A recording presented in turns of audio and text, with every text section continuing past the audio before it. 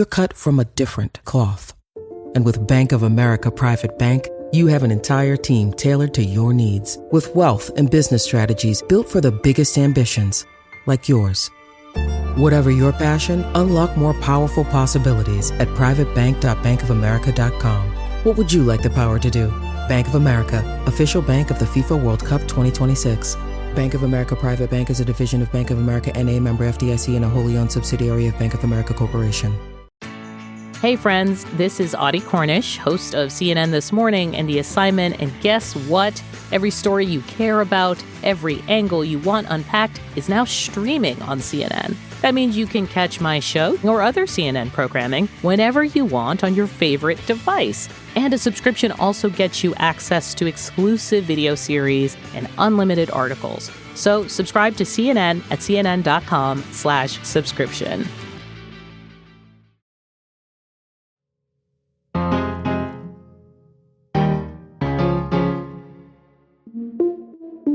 It was a clean sweep for Democrats last night as the party clinched victories in key races across the country. Democrats won big. That's the main takeaway from this week's elections. It's the first time that voters across the country got to voice their opinion since Donald Trump was reelected. And their answer, in this admittedly limited test run, was no thank you. It was blue, blue, blue everywhere. This was true of the governor's races. The Associated Press has determined that Democrat Mikey Sherrill has been elected as governor of New Jersey. And in the Commonwealth of Virginia, Abigail Spanberger, the former congresswoman, handily winning the governor's race. It was true in California's Proposition 50. Voters have approved a ballot measure on redistricting that could boost Democrats in next year's midterm elections. It's the theme of the night. Voters turning out signaling they want change and they are not happy with the president's party. And it was true in local races all around the country, like most notably New York City, where Zohran Mamdani made history as a young Muslim progressive, now elected mayor. So Donald Trump, since I know you're watching, I have 4 words for you. Turn the volume up. Democrats are, of course, enjoying their victory parties, measuring how big their tent could get, daring to dream of retaking the House in 2026 to be some sort of check on Trump. But that is still a ways away. And in the meantime, there's another important election story brewing, which is that the president does not want to play by the normal rules. Trump is working to make the election system systematically disadvantage Democrats and make sure that he can win and the Republicans can win. I'm Hannah Rosen. This is Radio Atlantic. That was staff writer David Graham. For the latest cover story of the magazine, he examined how Trump and his allies could dispute and disrupt the election process. With this week's voting behind us, we're going to talk about the big one, the one all election watchers are watching, 2026, and just how wild the attacks on the voting system might get. David, welcome to the show. Thank you for having me. So did anything surprise you about the election results this week? I think it's not the results, but the size of them. You look at New Jersey, where Democrats seemed really nervous going in, and there were some polls that showed Mikey Sherrill just a few points up, and she won by nearly as much as Abigail Spanberger did. So it really does look like a Democratic romp. After the election, Trump made this cryptic post, and so it begins. Obviously, we don't know what he was referring to, but what do you think he was referring to? Great question, as always, with him. I was just before we got on here watching a clip of him saying, if Democrats take power, they're going to make D.C. a state, they're going to make Puerto Rico a state, they're going to do all these horrible things. You think you have problems? They're going to do all of the things, they're going to pick up electoral votes. It's going to be a very, very bad situation. And it's done. It's done. As soon as they attain power. Now, if we do what I'm saying, they'll most likely never attain power because we will have passed every single thing that you can imagine that it's good and all good for the country. It sounds certainly very threatening. And I think you can connect that to the sorts of, seizures of power and attempts to intimidate and sideline Democrats and political opponents that he's been doing all along. So if it hasn't already begun, I'm curious what it might look like now that it begins. So then, is there a chance that the Democratic victory, the decisiveness of it, will kick something up in Trump world, like will cause them to view the 2026 election with some new urgency? I think that they already view it with a lot of urgency, and I think this is going to make them more worried about it. And I don't think what they're going to do is moderate their policies. I think what they're going to do is go even harder on the things that they've been doing. Charging Democrats, pressuring the media, pressuring local elections authorities, doing pushing for gerrymanders in Republican-led states, doing anything they can to make the election closer without having to actually change the policies that they want to pursue. And does this broad category that you're describing, intimidating opponents, intimidating the press, do we call this what? Election disruption? How do you categorize this? I think it's hard to describe because it's kind of on a spectrum with, typical politicking. Everybody tries to work the refs. And I found it really helpful to think about it as what political scientists call competitive authoritarianism, where you try to tilt the playing field well ahead of the election and just sort of set society in a way that makes it very hard for the opposition to ever win. Opposition candidates are allowed, but they might be investigated or intimidated or arrested for offenses that don't have to deal with elections. So you do all these things simply to make it really hard for them to really compete, even though they're allowed to exist, and you have this kind of impression of democracy going on. And so if you look at all the things he's doing together, I think, and using government power to do those things, I think they fit under that rubric. David, the president has repeatedly threatened to pull federal funding from New York City. Republican members of Congress have proposed deporting Mamdani, who's born in Uganda. Are these threats a kind of election interference? Like, is this the kind of thing that you mean? I think the threat to take funding away from New York very much is. It's telling voters, if you vote for this candidate, we will make you suffer for it. So we have no indication that Trump is going to, say, cancel the midterm elections. So in general, when you talk to election experts, what form of election interference were they worried about? They were worried about every kind. The thing that jumped out at me was their concern about the involvement of the military, which is the sort of thing that I thought was maybe, just paranoia. But these are people who I don't think are prone to paranoia, and they were very concerned about that. But they're also concerned about everything else. They're worried about, having a media that is cowed. They're worrying about, whether the media will refuse to take ads from Democrats because they're afraid of retaliation from the FCC, for example. They're worried about seizure of voting rolls. They're worried about the federal government pressing local officials to do things that are against the law. They're worried about withdrawal of funds for cybersecurity and physical security. They're worried about sowing doubt. It's this whole smorgasbord of ways that Trump can undermine the integrity of the elections. Mm-hmm. And what were you watching in this election? Because this election is a prelude to 2026, which is where it's really heated up and intense. Did you see anything in this election that indicated some of these shenanigans? The thing that I thought stuck out most was the Justice Department announcing that it was sending monitors to New Jersey and to California to take a look at elections. And, this is the kind of thing, on the one hand, DOJ monitors elections. It's something they do. But it's really conspicuous in both a race that affects the balance of power in the House in California and in what was considered to be a close race for governor in New Jersey. It looks like pressure on election officials and pressure on voters. And more than that, it seems like a way of sort of testing methods ahead of the midterms. So first you send out people to these kinds of things, and then maybe you do more of that in the midterms, and you start using DOJ as a way to suppress votes or to mess with local officials. The election officials who I've talked to were less concerned about what would happen in this election than how it's kind of a dry run for a bigger effort in a year. Let's talk about one of the big things that happened, which is the redistricting ballot in California. What do you think Gavin Newsom was trying to accomplish? I think two things. One of them was getting attention for Gavin Newsom, which is always a top priority for him. But the other one was, trying to even the score on this gerrymandering. We've seen Texas, Missouri, North Carolina all redistrict in order to add basically safe Republican seats to the House in what we expect will be a close midterm election. And so I think this is Democrats trying to find ways to strike back on that. And we see Maryland doing the same thing potentially. We see other states talking about it. But California has the most room to squeeze Republicans and had to do it by a vote of the people because there is a law that sets up independent redistricting already in place. One thing that surprised me about the California ballot was how explicitly it referred to Texas. Like, it talked about attacks by the Trump administration and his MAGA Republicans and a Republican power grab orchestrated by President Trump. This struck me as unusual to include in a state proposition.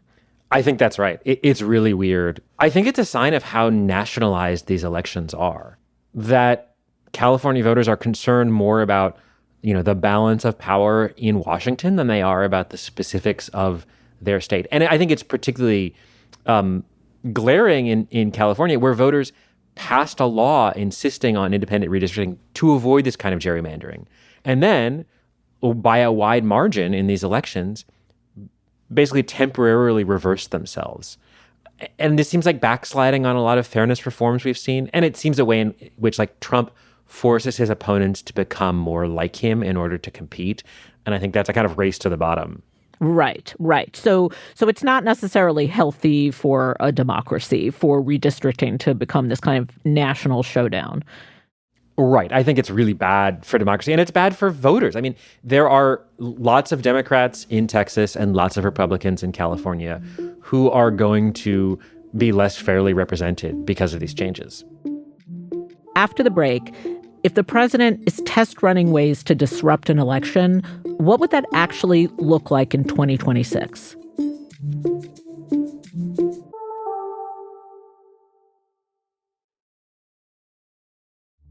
Some tech leaders question whether we're in an AI bubble, but others say the best of what AI has to offer is yet to come. Maybe in 10,000 years, AI will be based on physics that we don't even understand right now, and we'll have many different approaches. Join us weekly, starting October 15th, for the most interesting thing in AI, brought to you by Rethink, the Atlantic's creative marketing studio, in collaboration with PwC, wherever you get your podcasts. Adobe Acrobat Studio, so brand new. Show me all the things PDFs can do. Do your work with ease and speed. PDF Spaces is all you need. Do hours of research in an instant with key insights from an AI assistant. Pick a template with a click. Now your prezzo looks super slick. Close that deal? Yeah, you won. Do that, doing that, did that, done. Now you can do that with Acrobat. Now you can do that with the all-new Acrobat. It's time to do your best work with the all-new Adobe Acrobat Studio.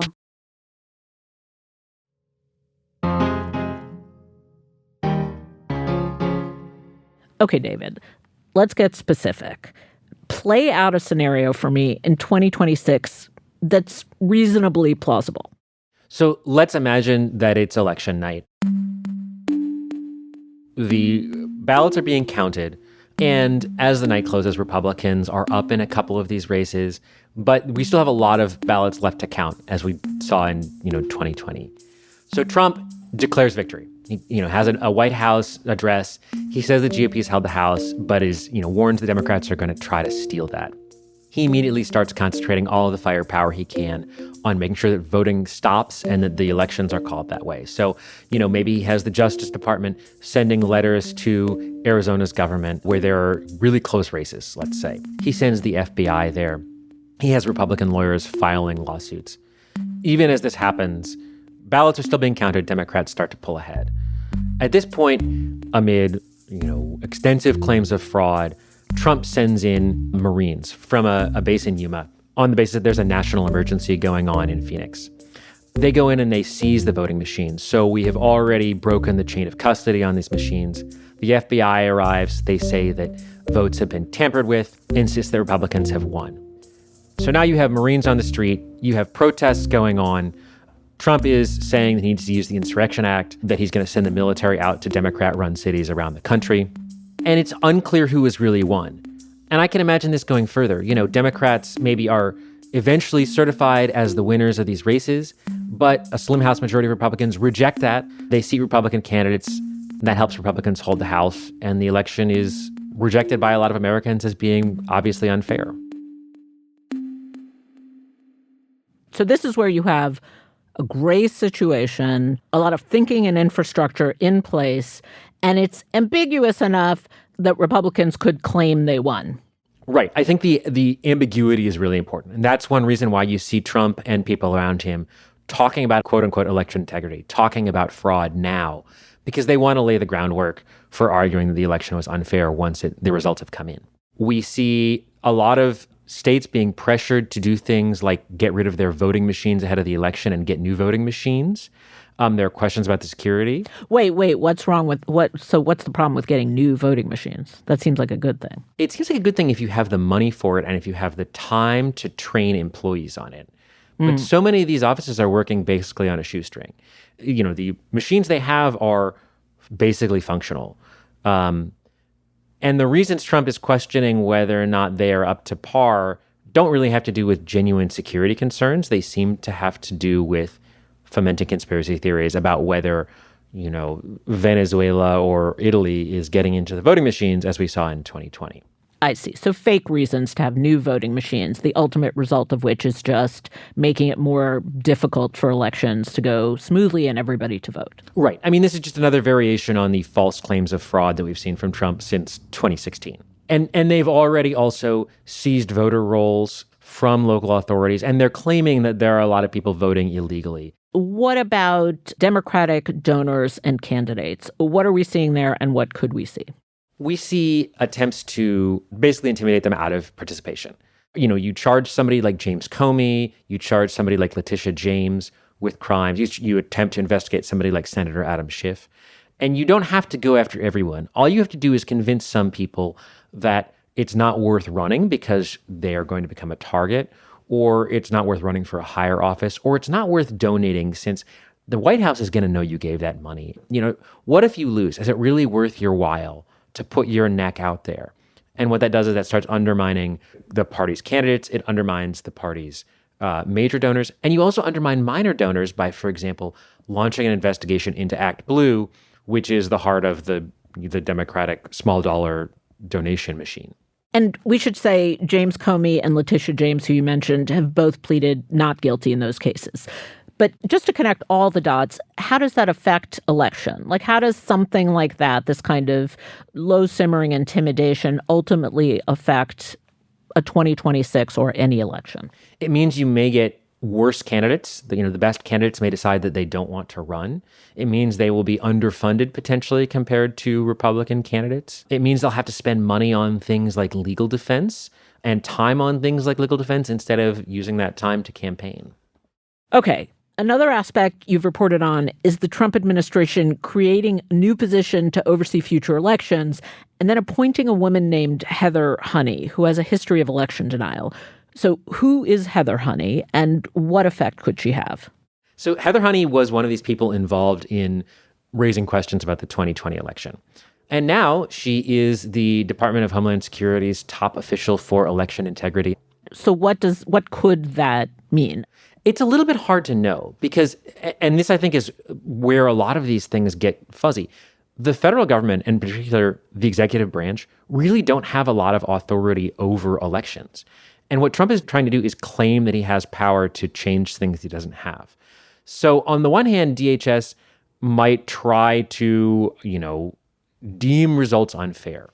We saw in 2020 Trump saying to top officials at the Justice Department, just say the election was unfair and leave the rest to me and the Republican congressman.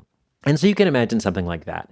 If DHS says that a tally was tainted, then that gives Trump an excuse to do a lot of other things.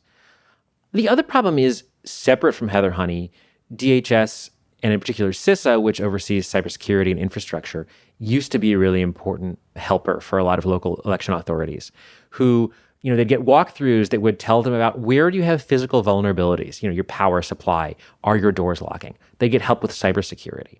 A lot of those things have been cut. So CISA has been cut drastically. And so not only are these local officials being pressured by potentially DHS, they're also not getting the help that they've traditionally gotten to make sure that systems are safe. So where does that put us in 2026?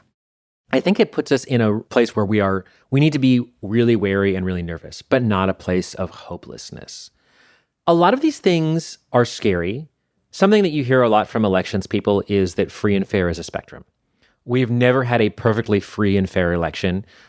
Obviously, if you go back to before 1965, you have segregated Jim Crow elections, which are a very clear example, but there are always issues. But we're moving potentially in the wrong direction on free and fair and in a major way. And we're giving we see the federal government trying to assert powers that it hasn't had. We see people who are trying to effectively sabotage elections getting into important positions, both at the local and national level. All those things are bad. But I don't think they mean that we cannot have good elections. Partly because the system is so diffuse that it makes it hard for someone to meddle with it all the way. And also if people are paying attention, whether that's, officials being ready for interference or voters casting their ballots ahead of time and taking care of what they need to do, there are a lot of ways that an election can still turn out pretty well, despite attempts to tilt the scales. Okay, so let's talk about those ways, because what I hear you saying is election officials, also journalists, are saying be vigilant. There's this undercurrent trying to mess with elections, but there are also ways to push back against that. So maybe we'll start by talking about the courts. In 2020, Trump and his allies filed something like 62 lawsuits contesting the election process and voter certification. Nearly all of those were dismissed or dropped, or not decided in Trump's favor. So are the courts one of these backstops that we can count on in the 2026 elections and beyond? They're a backstop that we need. Whether we can count on them, I think, is an open question. But there are positive signs. We have seen lower courts consistently ruling against things that Trump is doing that he simply doesn't have authority to do. And, there's a lot of concern, especially from liberals, about the Supreme Court. But what I heard from election experts, including, Democratic ones, was, look, first of all, most of these things don't make it to the Supreme Court. And second of all, the Supreme Court has been more tempered on voting issues than it has been on some things. So there is, I would say, cautious optimism from a lot of people in the election space about the courts as a backstop. What about state election officials? Because many of them did hold the line in 2020. It's a mixed bag.